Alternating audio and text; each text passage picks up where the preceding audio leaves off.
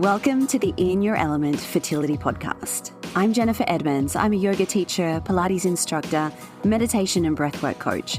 And for the last 15 years, I've been helping women on their journeys to motherhood and beyond. This is the podcast that blends both science and spirit with everything you need to know as you navigate your fertility journey. If you're looking for a way to support your physical health, your mental health, reduce anxiety, and reclaim some joy back into your life to make the process of trying to conceive feel easier, then you've come to the right place. I'll show you how to apply the latest scientific research along with your energy and mindset to provide you with all the tools you need as you're trying to conceive. This is the In Your Element Fertility Podcast. Welcome back to another episode of the In Your Element Fertility Podcast. Today's episode is a bit of a different one. I'm speaking with the wonderful Alexandra Glisson. Alexandra is currently on her own fertility and IVF journey, and she's also a woman of faith. And as I've spoken about in previous episodes, I would describe myself as spiritual, but I wouldn't describe myself as religious. So I wanted to speak to someone to get their perspective on how their faith both impacted and supported their journey as they were trying to conceive. So Alexandra speaks about how her community and her faith have been able to support her journey this far. She's also a health coach and an author, and she speaks a little about those as we get into the conversation as well. So without further ado, here is Alexandra. Alexandra, welcome to the podcast. I'm so grateful to have you here today. Thank you. Can we start a little bit about learning who you are and what brought you to the work that you kind of do at the moment? And if you're comfortable to share a little bit about your personal journey as well, that would be amazing. Awesome. Well, Jen, thank you so much for having me on today. I'm extremely excited to share my journey, and I hope it does, touch someone's heart that's listening today. So a bit about me. I've been going through infertility for the last 3 years. So let's go back to when I was first naturally pregnant before IVF in 2020. It was great until it wasn't. My doctor missed my miscarriage by 7 weeks. So I found out at my 20-week ultrasound that I was no longer carrying. And then she scheduled the D&C. I went in for that. 2 days later, I was rushed to the ER. I had to do an emergency D&C. I was nearly septic when admitted. So she missed some of the tissue in there, and clearly there was already an infection when she had gone in. But I spent a week in the hospital after that, $100,000 in medical bills, and I was on antibiotics because there was an abscess actually growing on the outside of my uterus. And had the antibiotics not shrunk that, I would have been scheduled for a third surgery that week. But due to those surgeries, and in my opinion, the malpractice, my fallopian tubes are completely blocked with scar tissue, which an HSG test confirmed that 2 years ago now, but in 2021. And that's when we decided to embark on IVF. So my first transfer was in 2022, January. It was successful for about 8 weeks, and then I lost the baby. My second frozen egg transfer was last month, which I miscarried for 11 days, almost 3 days after the transfer. And my third frozen egg transfer is coming up November 20th. So we are getting excited for that. Wow, what a journey. I'm so sorry to hear about everything that you've been through. My gosh. So you found out you had a miscarriage at 20 weeks, which had stopped growing at 13 weeks. Is that right? Yeah. Yep. Yeah, wow. Oh, I'm so sorry to hear that. Thank you for sharing your journey so openly. And I think that the more we are able to talk about these things, the easier it becomes for others, and as hard as that might be. Thank you. So what brought you to the work that you're doing at the moment? You have an amazing Instagram account and you have a book that you've put out there. Can you tell us a little bit more about that? Yeah. So back to the journey, the whole mouthful that I just told you guys about my fertility experience. Before my first egg transfer in January of 2022, I signed up for IIN, which is the Institute of Integrative Nutrition. And that was just to better health for myself while I'm going through these infertility issues, to better the health of my family and my future babies. But while going through that, I got so much more out of this curriculum than just drink more water and eat nutrient dense whole foods, which is really, really important. But through the coaching, really, I just would share my ideas about wanting to help the IVF community and, writing a book and journal, because journaling for me has been such a big outlet. Every morning, it's a one page. It's like a non-negotiable for me, just to get the thoughts out of my head. And when you're going through IVF, you're on so many hormones, you need to get those thoughts out because you start to feel like a crazy person. So journaling is really important. But through the IN curriculum, it led me to writing this book. And I used a lot of the stress management techniques that are all holistically, involved into this journal, the end of it.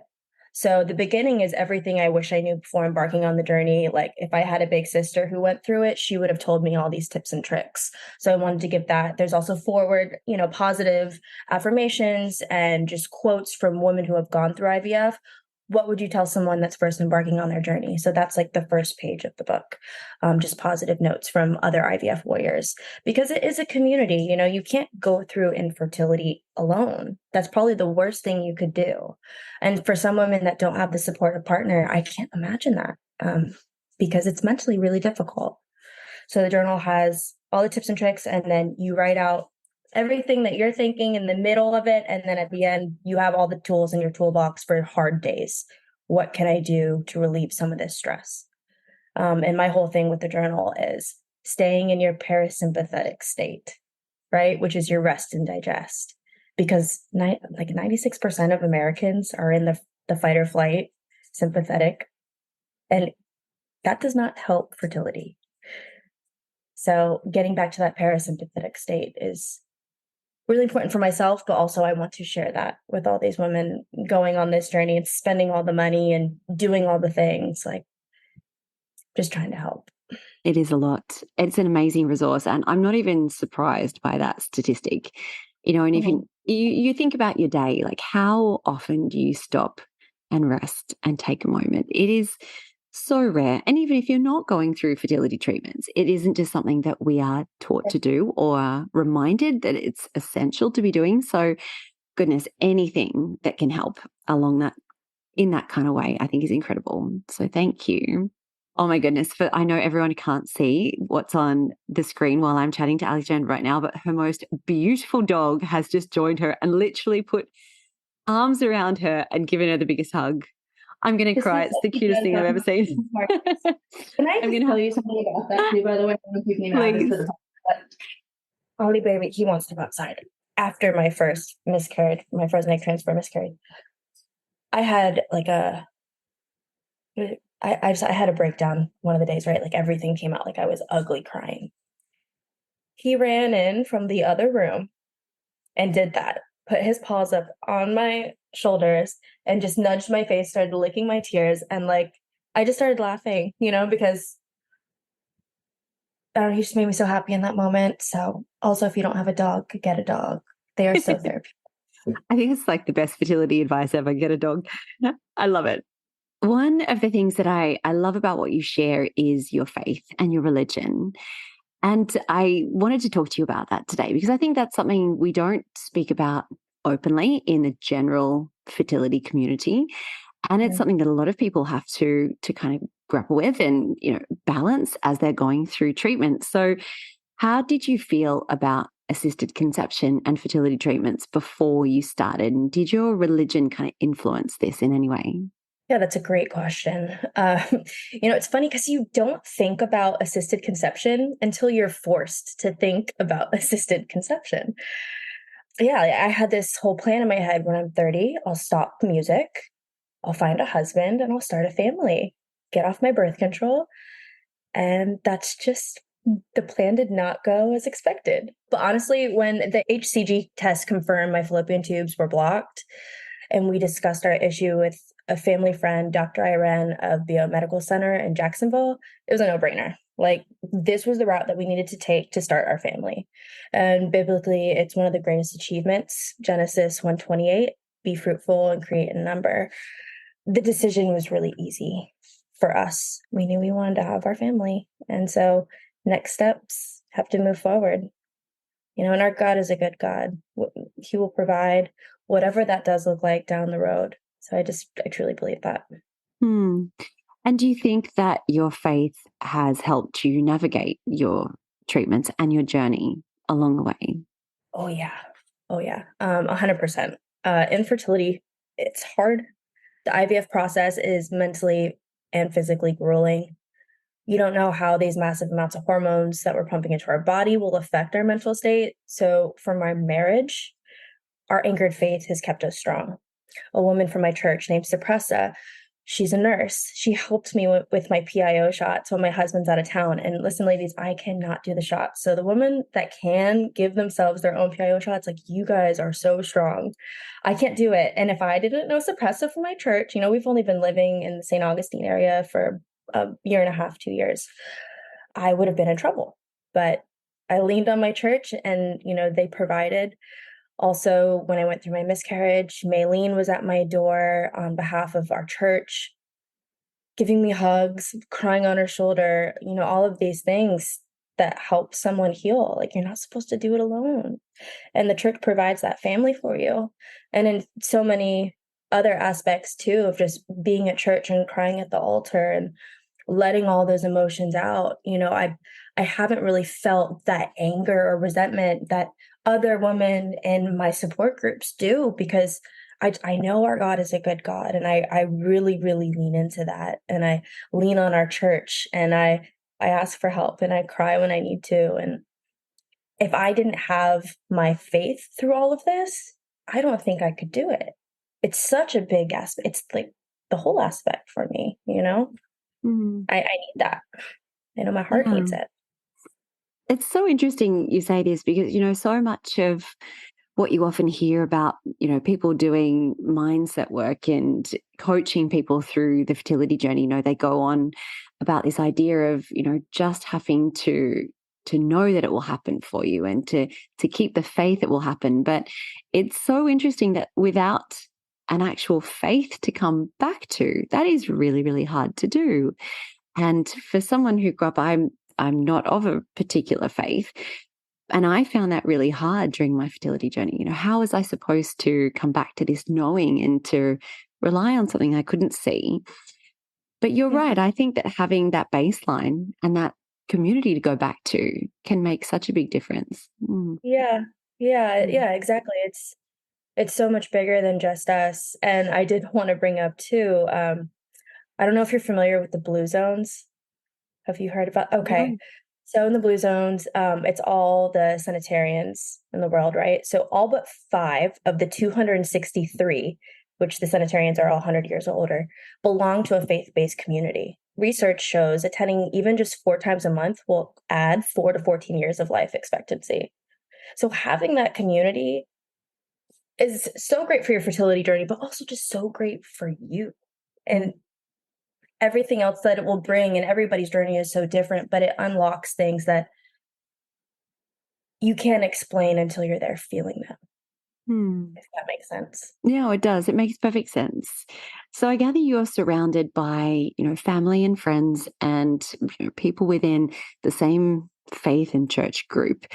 Have you found that they have opinions about fertility treatments and any kind of hesitancy? And how have you navigated that? No negativity, just all prayers, just all support, especially, through the hard times, but they'll check in even when it's not the hard times, what's happening? When's the next transfer? Like, we're excited for you. How can we pray for you? It's all positive. So I do want to say, like, if somebody has faced negative comments, if it's the church as a whole, might be time to find a new church, because I promise you, not every church is like that. Like, God is love. So you should be supported through this very sensitive time in your journey. And because you put yourself out there so publicly on social media, do you get comments from other people in the public that want to have their say? I haven't had any negative comments yet, which I'm also surprised with, because I have seen pages bashing IVF. Mm. But yeah, I mean, I guess you always have extremists on every level, right? So luckily I haven't faced it yet, but I'm sure I will eventually. Yeah. Look, I think we all do eventually. Can we go a little bit deeper into, your thoughts around things like embryo donation, egg donation, sperm donation, Mm. and then things like, well, what do I do with my embryos if I've had my family and I still have embryos in the freezer? What are your views around this? And I know it might be quite different to someone who isn't religious. So yeah, just let me know. What are your thoughts? So the idea of sperm donation, egg donation, that's not something that I am personally walking through right now, but I do view it as almost like adoption, right? Because you're adopting that embryo or that egg or that sperm to create your child and family. But we're all equals in the eyes of God, and He's called us worthy. So in adoption, every child deserves to and is worthy of being part of a family. And every body, BODY, every body is so different, right? So there's some 30-year-old women that I know that have the egg reserve of a 50-year-old woman, and they can't produce eggs and they're 30. So if an egg donation is their only chance at having a family, then that's a beautiful thing, you know? And if you pray on it and something doesn't feel right, well, then listen to that, talk to God. Maybe adoption's the option. Like, there's so many different routes.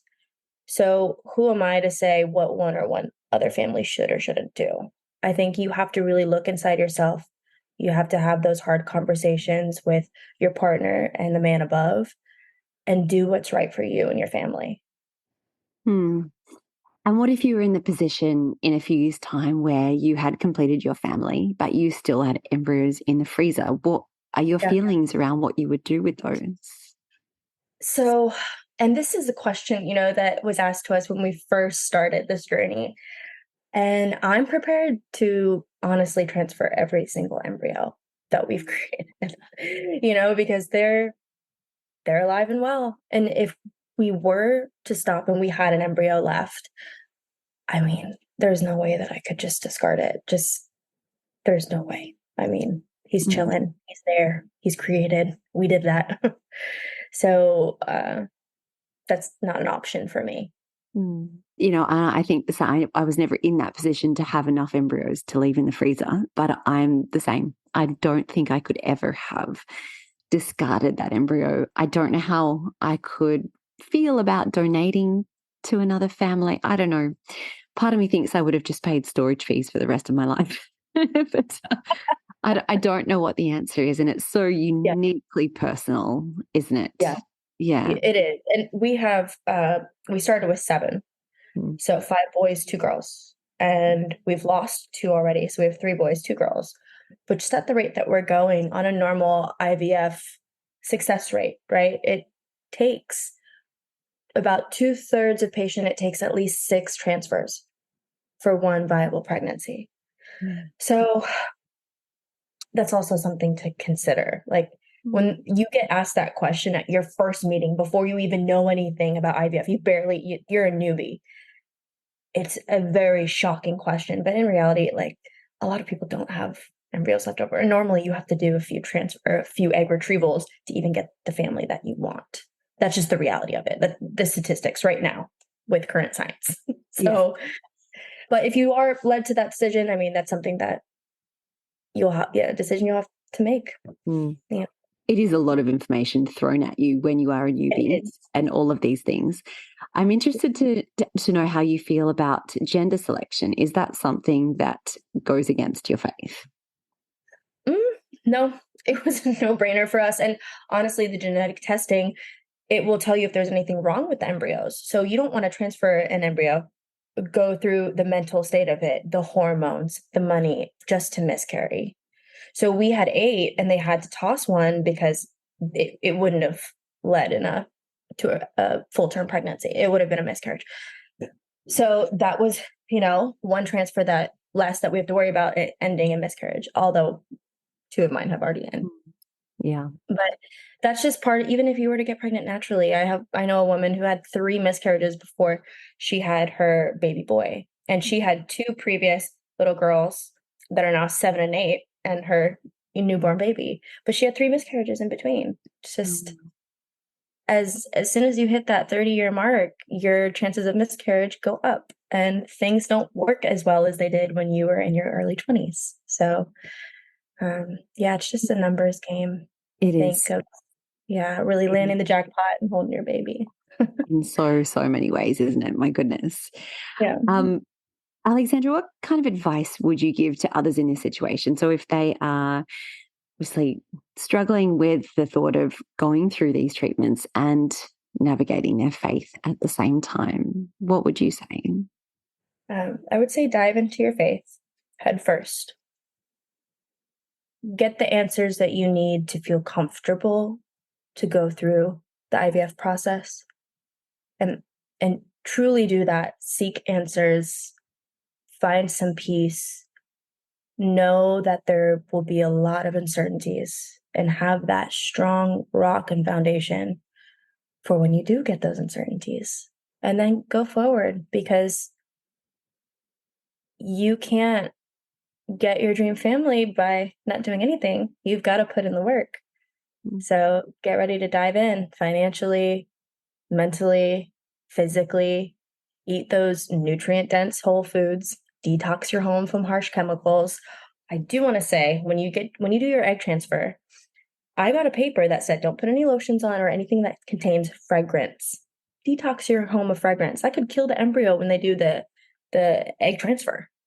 Like, these little things that we should know about. And fragrance can be in candles, beauty products, cleaning supplies.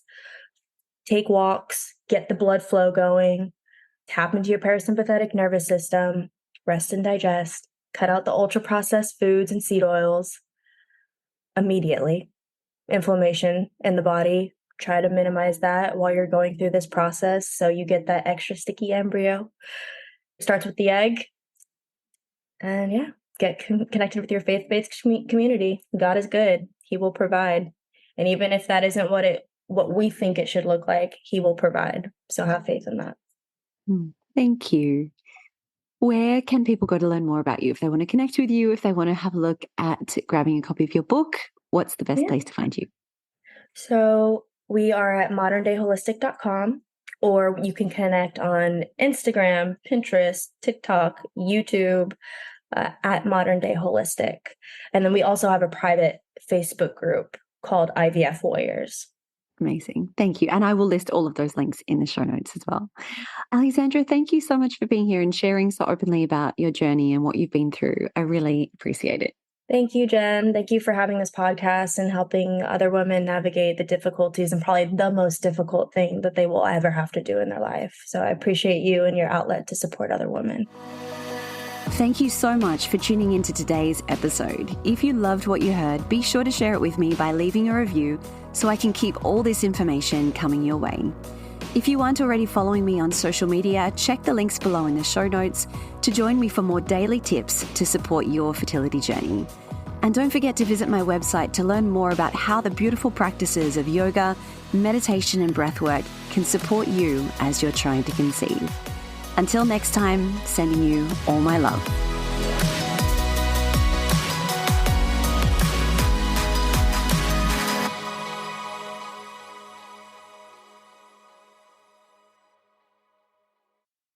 The most common thing I hear from students who are on their fertility journey is that the stress of trying to conceive has taken over their life.